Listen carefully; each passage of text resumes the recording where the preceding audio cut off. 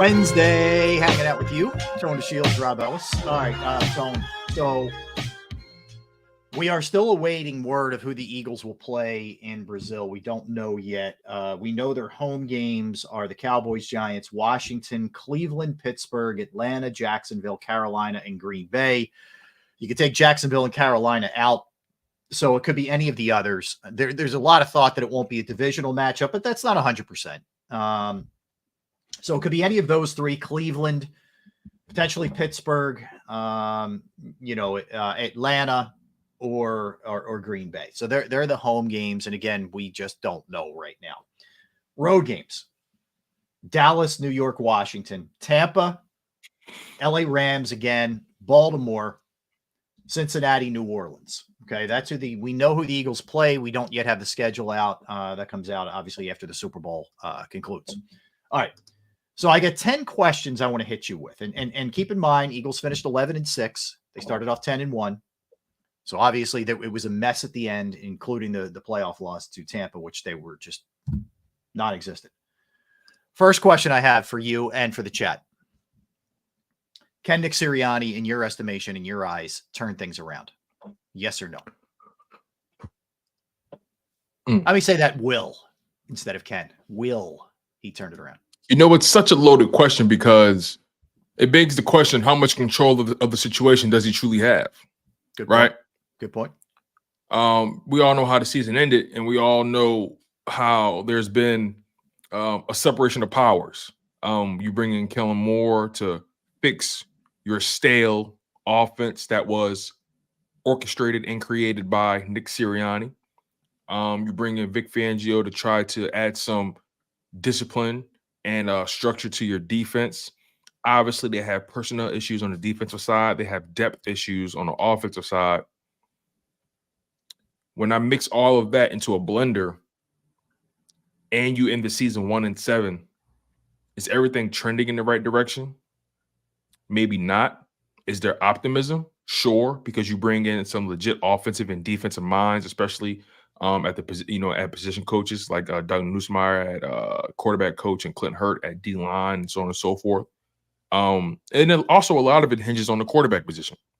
Will Jalen Hurts be able to get back on track?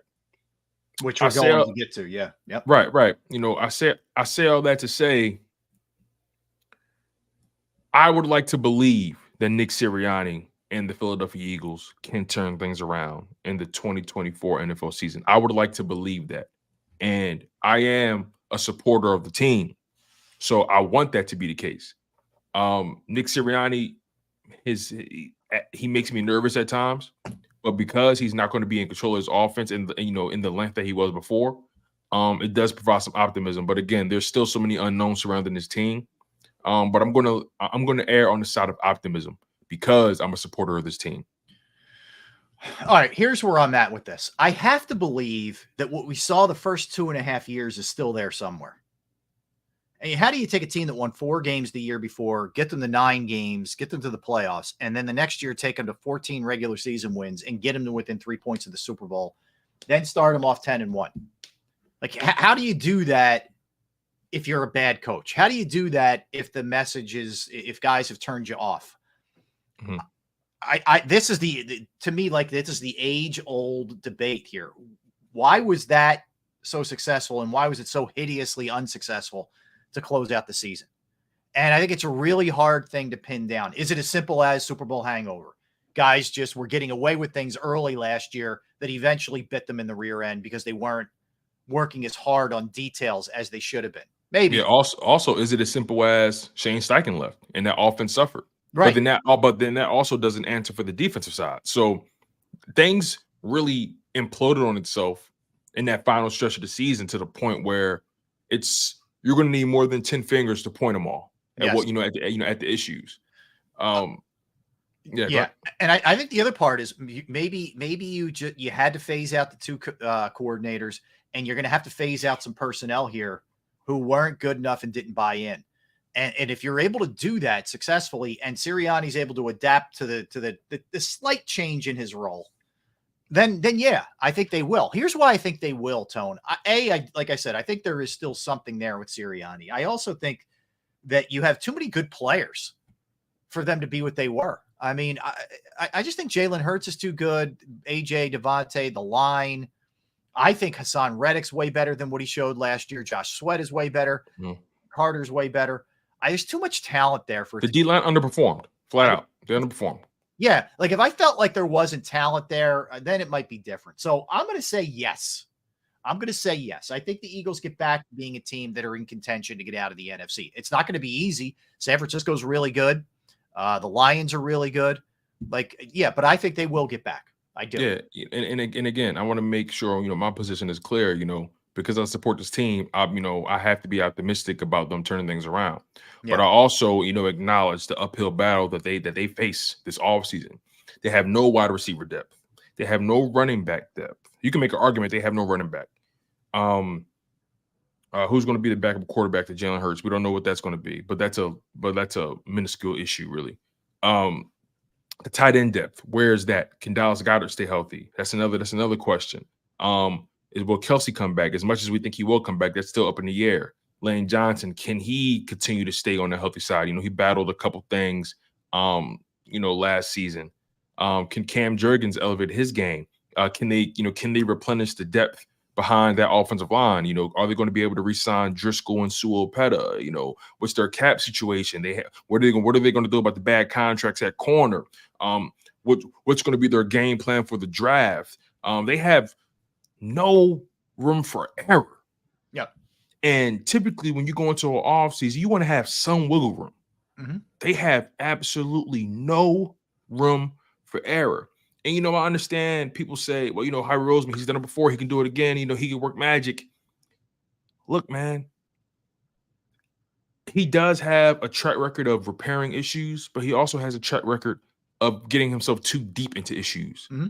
So it's true. So again, he has almost no room for error this offseason.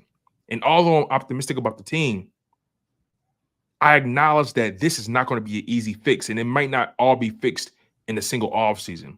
At best, I think we should curve our expectations and hope that they can become a respectable defense. Not even good, not even great, respectable, competent.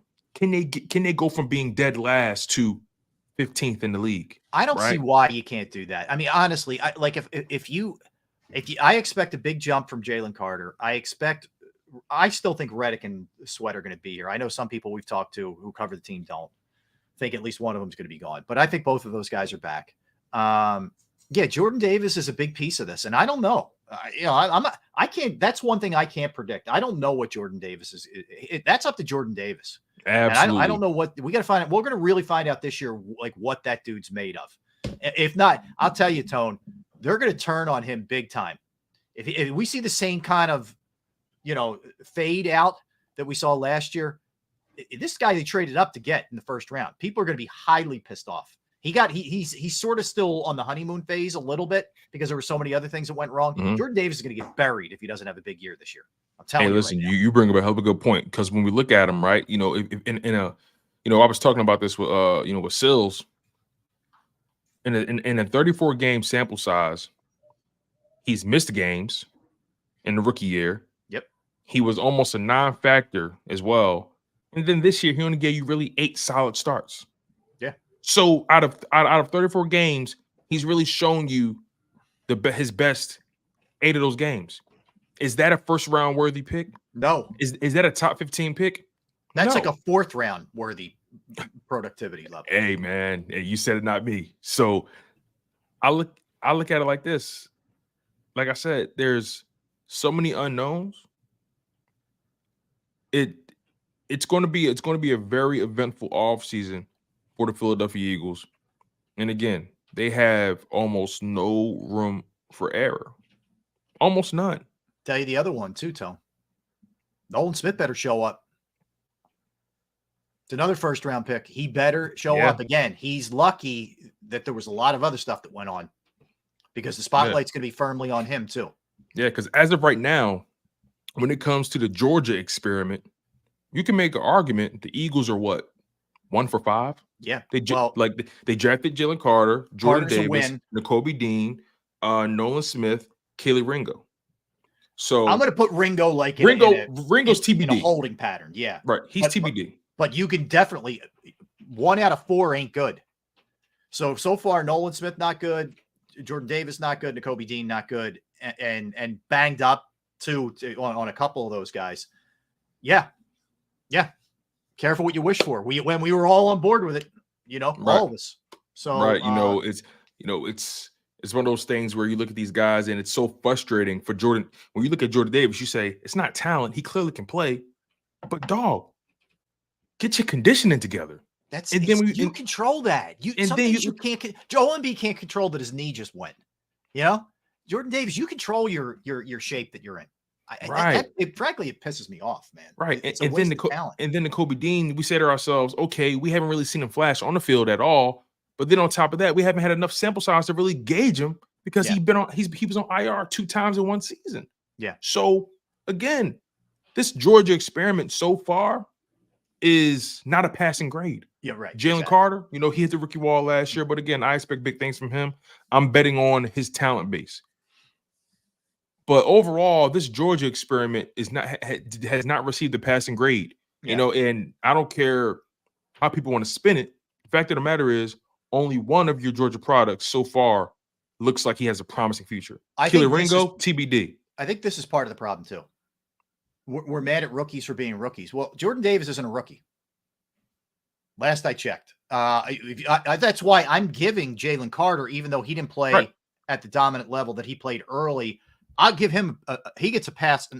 Right. We just said Keely Ringo's TBD. Yeah, he was a rookie. People hear what they want to hear. That's fine. Jalen Carter, we said he hit a rookie wall, but we know that he's going to be all right. We said that. So there's 2 rookies right there. Correct. As far as I'm concerned, we're really ripping 2 guys that are second-year players who are Nakobe Dean and Jordan Davis. So listening is fundamental. All right. So let's go to the let's continue here. Here, this might be the biggest one, Tone. I mean, the most obvious one is getting Hurts back to an elite level, and you touched on it. But here's this one is it's looking more and more like they made bad choices on the coordinators last year. Did they get these 2 right? Is Kellen Moore the right guy? Is Fangio? Let me attack Moore for a second. Here, I'm going to say attack. I mean jump in on it. I know what you mean. I'm not attacking him, but one of the things I really like, that Kellen Moore. No, I love the fact that throughout his career, whether it was in Dallas with Dak, for the most part, obviously it was a really small sample size with the Chargers, but he's been very good against the blitz. He's combated the blitz very well as an offensive coordinator. It's been one of his greatest strengths. One of the biggest weaknesses for the Eagles last year offensively was not being able to combat the blitz. So I think if you just bring in someone, whether it's him, whether it's the quarterback's coach or whatever, who can work with Jalen on that, you're taking away one of the biggest things that teams do and did to take the Eagles out of their game. And if you get that part of it right, with a hot read underneath, boom, it's out, or Jalen climbs the pocket and buys that split second that you need where the blitz goes past them, I think it could change everything as far as this offense goes. So if I'm even singling out one little thing, honing it down to that, if that's something that Kellen Moore brings to the table, man, for Jalen, that's huge as far as I'm concerned. Agreed. Yeah. I would love to see if Kellen Moore can help Jalen Hurts speed up that clock. Yes. And allow and put him in a situation where he's able to make quicker decisions. And also kind of undo that big player bust mentality. Yes. In 2022, they led the league in explosive plays. So by default, they're going to assume that, this is our style of offense. This is how we beat teams. We have to really lean into this. And look, explosive plays, they really help you win. Don't get me wrong. Mm-hmm. But let the explosive plays happen. Let them come to you. It seemed like all year the Eagles were trying to force explosive plays, and they were just flipping a coin, hoping that their big time players would make big time plays every time they threw him the ball. And look, it was happening. AJ Brown went on a tear. One game that stands out to me, that Washington game where he was just unguardable. But it comes a point in time where the coaching has to, okay, we have these talented guys. Let's try to get more creative and put them in better positions so they can have more free reign and have more space to really operate. Too often all year, we saw guys like Devontae Smith and AJ Brown playing above the rim. trying, doing the best with little they've been given, from a route combination standpoint. So yeah, I'm definitely looking to Kellen Moore to install some things that can help help these guys flourish. And most notably, like you said, Jalen Hurts. Mm-hmm. The blitz has been his Achilles heel all his career in the NFL. We overlook it in 2022 because of where they made it, and he was an MVP candidate. We overlooked it, but if you really dig deep into those games, that Cardinals game, the blitz was eating us alive. Barely won that game. Go back and watch second half. That's all you need to do. Everything went into the abyss. It wasn't just Jalen Hurts, okay? But if you watch that, Jonathan Gannon knew exactly what he wanted to do. Like, yeah, but even then, I'm talking about in 2022 when they played the Cardinals before. I got you. Yeah. If you remember that game was a bit of a struggle. Yeah, the Cardinals were blitzing a lot. They barely won the last second field goal. Yeah, and then the Colts game from that same year, that game was a struggle. Jalen Hurts had to turn into a magician. True, very you know true. what I mean? So there's been a sample size where the blitz has taken advantage of the Philadelphia Eagles, but they've been so much more talented than the other team. They've been able to overcome it. Now in the 2023 season, those teams are deploying the same tactic, but now these teams are more talented. You want to begin a harder schedule. Yep. So, it's at that point, now the coaching has to be the deciding factor. Now the chess match begins. And I think the Philadelphia Eagles, overall, they failed the chess match. All right, let's go to the other side of this thing. Let's go Fangio. Obviously experience. There's no doubt about that. Has had plenty of success in the league, has had seasons that weren't so successful. This is a guy who they obviously targeted and respected a lot. Things were weird with Gannon last year where they didn't think he was getting the gig in Arizona. Then all of a sudden he was getting the gig. Had they known he was leaving earlier than that, Fangio would have been here last year. So they got their man eventually. It just took an extra season. So he's here, and he is the architect of the foundation of the defense that they believe in, that not giving up the big play. But he is a little bit more aggressive than I think some of his proteges, like Desai last year, or whatever. He's also a guy who, if you look at throughout his career, has gotten a ton out of his linebackers and a lot out of his safeties in his defense. We know that there are two shortcomings right now for this Eagles team. What I'm really interested in, how much Fangio, Sirianni, Howie have already sat down and said, look, we got to shake this up. All right, you want to bring Cunningham back? We know I know you drafted Nakobe Dean relatively high. We need more bodies here. We don't have enough. We can't go with Nicholas Morrow and just throw some dudes out there and hope. So how big an emphasis are they going to put on that position and upgrading that? Throw safety in there as well. Yeah, you bring up a good point. I think, and we kind of broached this yesterday on the National Football Show, how much control will Vic Fangio have, or will he be granted? So far, when you think about the way he's building his staff thus far, he's having full reign over his staff. So they're allowing him to bring his own people in. And when you bring in a guy like Vic Fangio, he doesn't take the job unless he knows the brevity of his control or the length of his control. And I think at this point, it's time to let the football people do football things. And I think Howie Roseman understands that. I think Howie Roseman should be on the hot seat just as much as anybody else, because he built this roster. He loves taking credit for the great things, right? But when things don't go so well, he tries to find the loophole and say, "Well, we did this and I did that." And it's listen, my man, what have you done for me lately? So I think Howie Roseman, Nick Sirianni, Jeffrey Lurie, I think they all know that they can't afford any missteps, and I think they know. I would like to think that they know that at this point, you got to let the football people do football things and make football decisions. And Vic Fangio, historically, when it comes to his defense, he's had stability at that linebacker position. I highly doubt he took this job with Howie Roseman's mantra when it comes to the linebacker position still being intact. I would like to believe that Vic Fangio is telling him, "Look, you want to turn this thing around? We need some linebackers, man. This this can't continue." Well, I think you almost do it like, "Hey, you brought me in here for a reason. Like, give me the tools.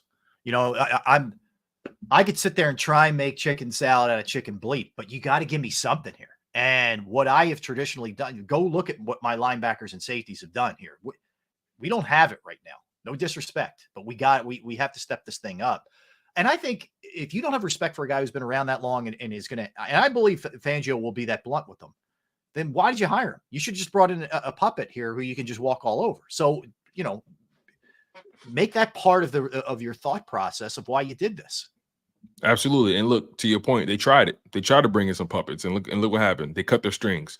So Vic Fangio, a guy with that kind of pedigree, that's not the kind of guy, especially when what we hear about his personality and how much of a teacher he is, and how much pressure he puts on his players to really do their jobs and so on and so forth.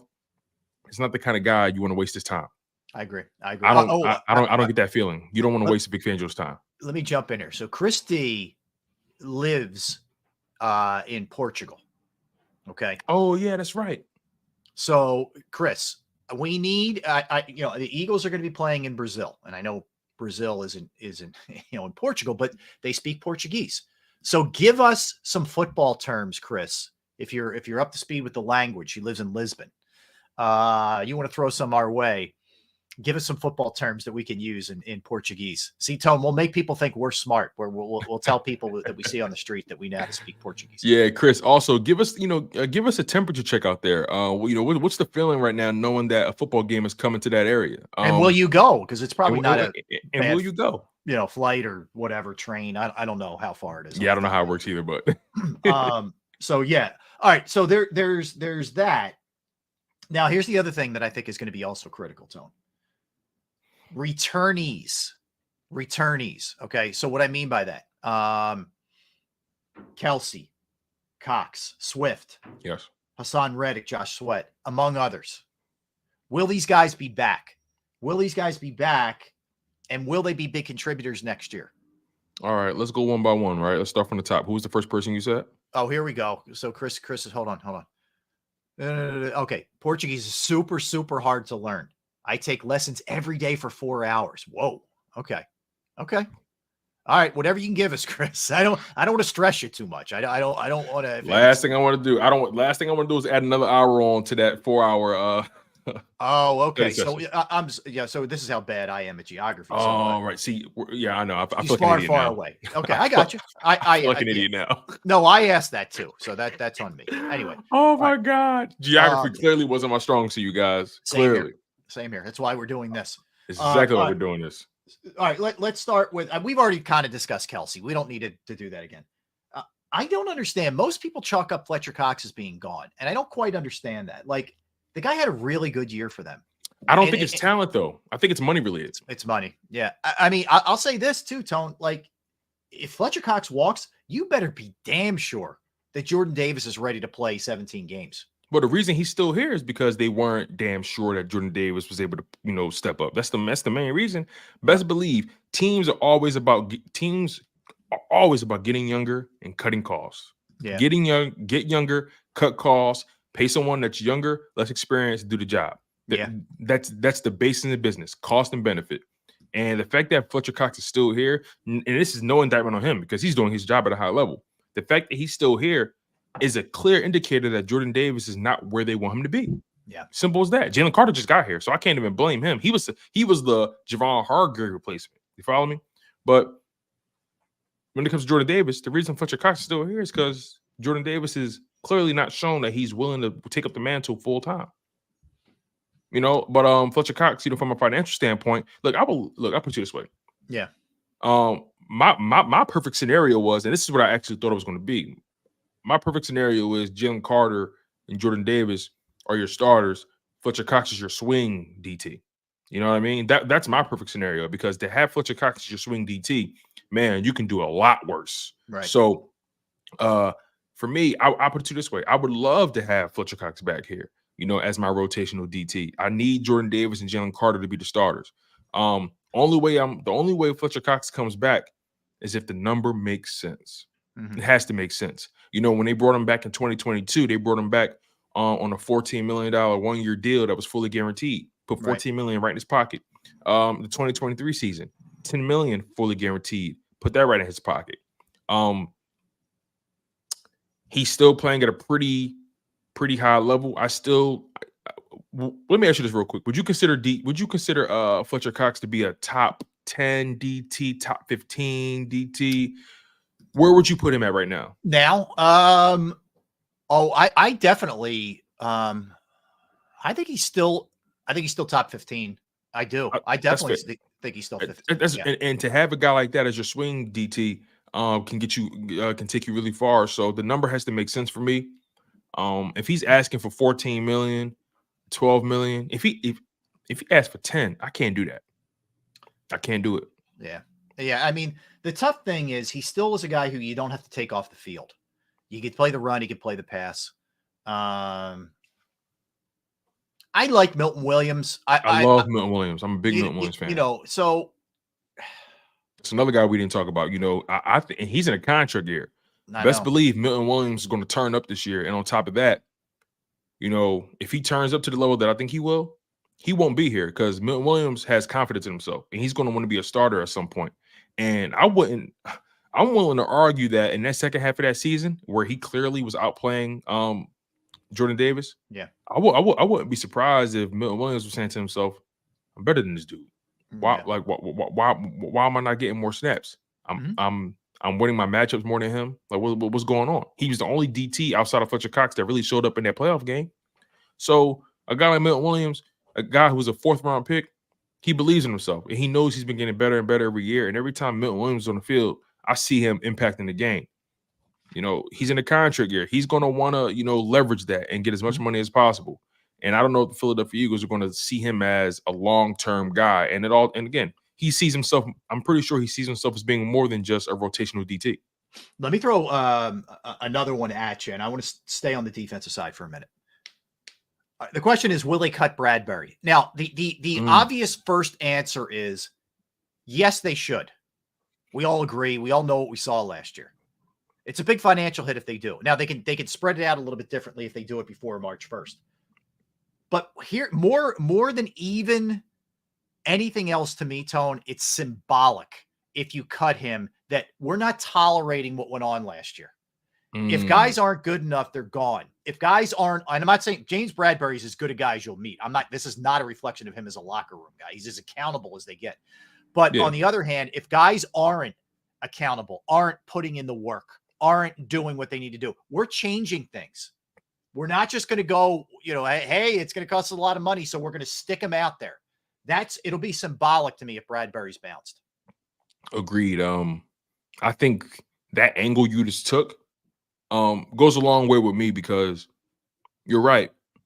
They've clearly shown from a coaching staff standpoint that they can't tolerate any more mediocrity or anything less than that.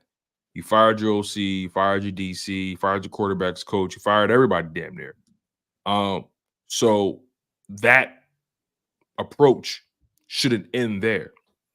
Now, obviously, there's more money tied in players. It's easier to cut staff than players. And James Bradbury's dead cap hits can be pretty daunting. But if I'm the Philadelphia Eagles, I'm pulling his representation in the office and saying, look, we can't justify this. We all watched that last year, right? We can't justify this. So either he restructures or we cut him. Take your pick because either way it's going to happen. So I'm with you on that. I think cutting James Bradbury would definitely be symbolic and send a clear message that type of fall off, that level of play is unacceptable. We're trying to turn the page here. And this year. And I told you yesterday, I'm totally, and I know this is risky, and I know some people may not like this, but I'm totally on board with a youth movement on defense. You know, have your veterans sprinkled in, obviously, but I'm totally on board with the youth movement. I'm totally on board with drafting a corner in the first round, throwing him out there to be a starter, or even allowing Kelly Ringo to battle. Mm-hmm. Yeah, I agree. Oh, look, Christy's got some words for us. You ready? Oh, let's do this. All right, let's do this. All right, football. Get it? Okay. Football. Player. Jogador. I think the J would be like a Y, like a Yogador. Like Yogador. All right. It would be like Jose. Well, no, actually, no. It wouldn't. Nah, well, maybe it would be. Yeah, maybe it would. Hogador. Oh, Hogador. Yeah, you might be right. Hogador, like an H, maybe. Yeah. All right. Touchdown. Golo. I Golo. like Golo. I like that too. Yeah. That's good. Penalty.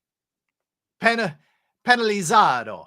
I did that in Italian. You just made it Italian. I What did was make that? it Italian. I did. Defense. Defesa. Defesa. Offense. Attaque. Okay. Cheer for my team. Oh boy. Torcer pela mena equipa. Torcer pela mena equipa. All right. Go Birds. Forza Pasaros. Forza Pasaros. I like Forza that. Pasaros. I like that. I'm gonna put that on the shirt or something. Forza. That's a t-shirt. That's a t-shirt. Forza Pasaros. Go Birds. Portuguese. I like it. Chris, good work. Solid. Chris D. This is why we love you, girl. That's what I'm talking about, Chris. Thank you. This is why we love you, girl. Yes. Okay. Jogador is a gz sound. Gz. Gazador. Gazador. What the heck Mm. is going on here? Okay, yeah. We're gonna quit while we're ahead. Yeah, let's not. Yeah. We've just set the Portuguese language back. We got everybody saying it now. Yes. Forza Pasaros. Forza Birds. Pasaros. All right, let's take a quick time out. Let's come back. I got a couple other headlines that I want to bounce off you, Eagles wise, and then I want to look at the Super Bowl a little bit. I'll give you some numbers from both of these teams. We'll kind of break it down like we usually do with an Eagles game. So we'll do that when we come back also. Don't go anywhere. That is Tone. I'm Rob. All right, let's talk about Jim Murray and Principal Financial Group, because knowing who to trust with your finances, right?